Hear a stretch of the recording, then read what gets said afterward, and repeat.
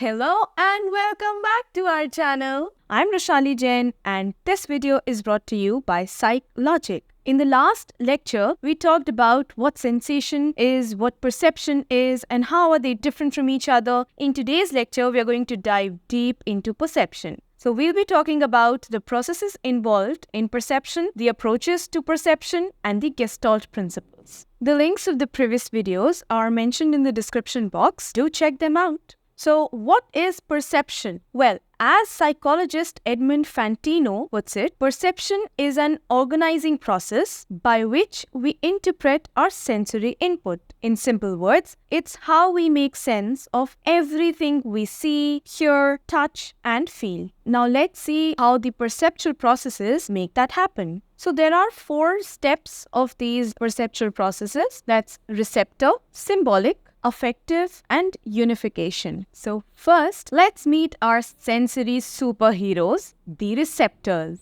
So they are like the info ninjas of our brain, capturing sensory info from our eyes, ears, skin, and even taste buds. So basically, this is the sensation process that occurs. So next is symbolic step. So basically, whatever information our sense organs are sending to the brain, it is forming symbols or schemas for that information. Schemas are basically mental patterns that are usually derived from the past experiences. जैसे हमने ये बचपन में learn कर लिया था कि एक डॉग के 4 लेग्स होते हैं, एक टेल होती है एंड वो बार्क करता है. अब ये जो उसके कैरेक्टरिस्टिक्स हैं, 4 legs, 1 tail and it barks, ये सब डिफरेंट स्कीमास है जो हमारे ब्रेन ने एसोसिएट कर लिए एक डॉग के साथ में. So moving on to our next step, that is affective.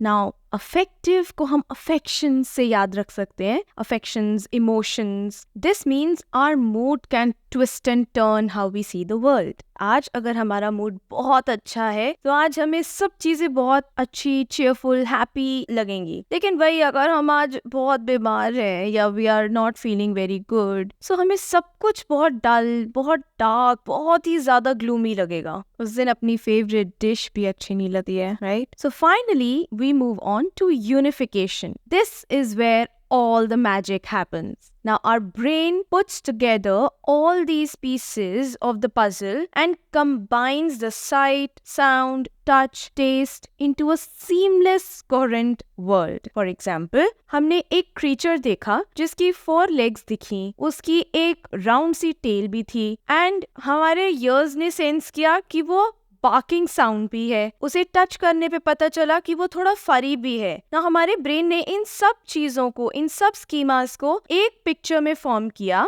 And हमें पता चला कि ये एक डॉग है. जैसे मैंने लास्ट वीडियो में पिज्जा का एग्जांपल दिया था, this is exactly like that. Now moving on, perception comes in 2 flavors. These are the 2 approaches to perception, the bottom-up processing and the top-down processing. First up, we've got bottom-up processing, which is also known as stimulus-driven or data-driven processing. And this theory was given by James Gibson in 1966. Think of this as putting together all the pieces of the jigsaw puzzle with no picture to guide you. For Gibson, sensation is perception. What you see is what you get, and there is no need for processing as the information we receive about the size, shape, distance, etc. is sufficiently detailed for us to interact directly with the environment. For example, जब हम एक jigsaw puzzle solve करते हैं तो हम piece bye piece उसको join करते हैं एंड जैसे जैसे हम मल्टीपल पीसेस ज्वाइन करते जाते हैं हमें वो पिक्चर ज्यादा क्लियर होती है, हमें वो और समझ में आती है कि एग्जैक्टली ये पिक्चर बन क्या रही है. Moving on to top down processing, which is also known as conceptually driven processing or schema driven processing. Now, as I told you, schemas are basically mental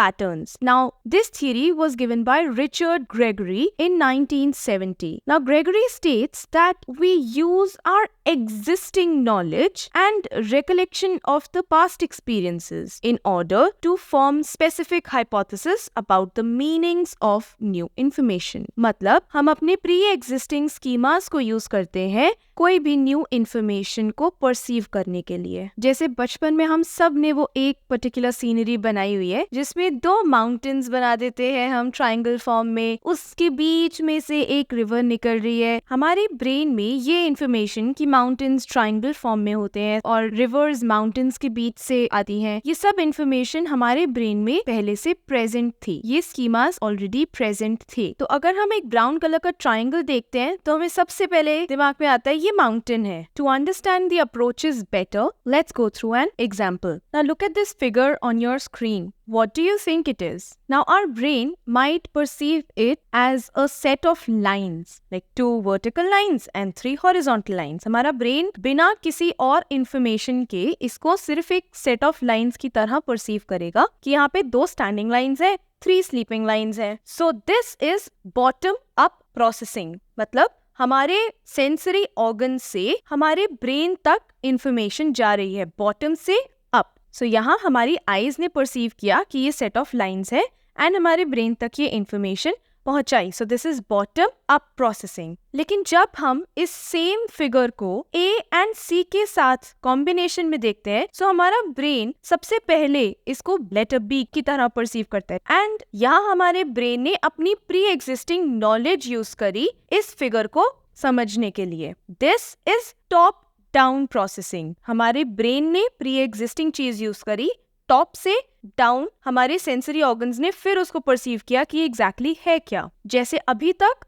ये ए एंड सी के साथ आपको letter B लग रहा था, लेकिन अगर मैं इसको 12 एंड 14 के बीच में रख दूं तो ये सेम फिगर आपको नंबर 13 लगेगा, बिकॉज यहाँ पे हमारा brain pre existing knowledge use कर रहा है कि ये अगर 12 के बाद में आ रहा है तो ये 13 है, ना कि letter B. Now moving on to the gestalt principles. आपने कभी नोटिस किया है कि हमारे स्क्रीन पे जो बफरिंग साइन आता है, जो डॉट्स के फॉर्म में होता है, ऐसा लगता है कि वो डॉट्स एक सर्कुलर फॉर्म में मूव कर रहे हैं, वो एक्चुअली मूव नहीं कर रहे होते हैं, वो एक ऑप्टिकल इल्यूजन क्रिएट करते हैं। This is called a 5 phenomena and ये 5 फिनोमेना जर्मन साइकोलॉजिस्ट मैक्स वर्दाइमर ने डिस्कवर किया था एंड ये गेस्टॉल्ट साइकोलॉजी के ही अंडर है। बेसिकली ये जो 5 फिनोमेना था या ये जो ऑप्टिकल इल्यूजन उन्होंने डिस्कवर करी थी, this became the basis for gestalt psychology. Gestalt psychology emphasizes the idea that whole is greater than sum of its parts। ये लाइन आप याद रखिए क्योंकि कहीं पे भी गेस्टॉल्ट साइकोलॉजी का मेंशन अगर होगा तो ये line the whole is greater than sum of its parts is very important. Now when applied to perception, this approach suggests that our brain naturally organizes stimuli into meaningful wholes। मतलब हम कोई भी चीज parts में नहीं observe करते, हम उसको एज अ होल ही परसीव करते हैं। Now the Gestalt psychologists have mentioned 7 principles of perception. The first is good continuation. Now our brain loves connecting dots. It's like forming a smooth line even when it's interrupted. जैसे अभी आपकी screen पे 3 broken lines हैं, लेकिन आपके brain ने इसको एक साथ ही परसीव कर लिया होगा एज वन सिंगल लाइन। जैसे हम कोई भी मूवी देखते हैं, उसमें डिफरेंट डायमेंशंस में मूवी चल रही होती है। सपोज एक सीन दिख रहा है एक फैमिली का, एक सीन दिख रहा है एक कपल का, एक सीन दिख रहा है उनके वर्क प्लेस का। सो हम अलग अलग उन चीजों को परसीव नहीं करते, हम एज अ होल उनकी स्टोरी को परसीव करते हैं। The next principle is simplicity. This law is also known as law of Prägnanz or good figure. Prägnanz means good figure in German.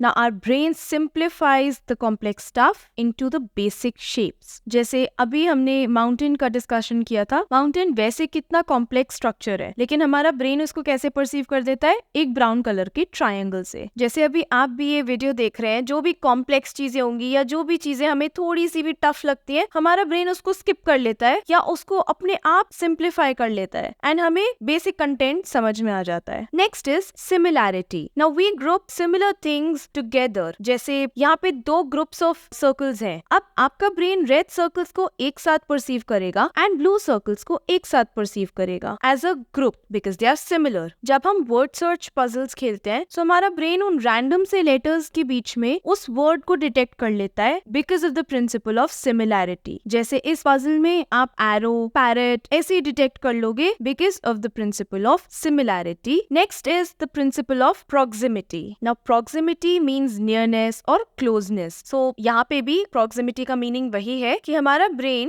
जो चीजें साथ में पड़ी है उनको एक साथ perceive करता है. For example, हम constellations form करते हैं ना, जो group of stars एक साथ होंगे, so हम उसको एक constellation की तरह perceive कर लेंगे. या ये 5 circles अगर अलग अलग हैं, so हम इनको circles के form में perceive करेंगे. लेकिन जहाँ इनको हम एक particular organized way में एक साथ रखेंगे, so ये एक Olympics का symbol बन जाएगा. Next is common fate. Now if things are moving together, our brain sees them as a group. जैसे अगर एक group of birds हैं, वो एक ही direction में जा रही हैं, मे बी वो एक साथ ना हो, लेकिन वो एक ही direction में जा रही हैं एक ही time period में, so हमारा brain उसको एक group की तरह perceive कर लेगा. Next is common region. Now elements within the same area are seen as a group. जैसे एक chessboard के ऊपर दो groups formed हैं, वो एक साथ नहीं है, लेकिन दो groups हैं on the basis of the color, black and white. So वहाँ पे principle of common region apply होता है. The last one is uniform connectedness. Uniform connectedness in some books is referred to as law of closure as well.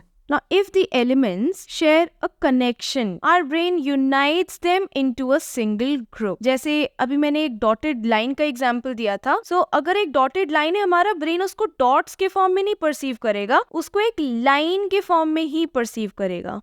So that's all for today. In the upcoming lectures, we will be talking more about perception and the various things that are involved in perception. So stay tuned to get the complimentary notes. Click on the link given below in the description box. Thank you. Stay tuned. Stay happy.